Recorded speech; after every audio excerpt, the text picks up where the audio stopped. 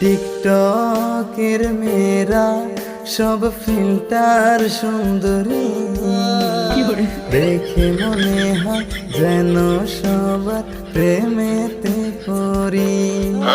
কিন্তু না না না না না, প্রেমে পড়া যাবে না। কিন্তু না না না না না, মন দেওয়া যাবে না। আসল চেহারা দেখলে তাদের পালাবি বাড়ি, আসল চেহারা দেখলে তাদের পালাবি বাড়ি।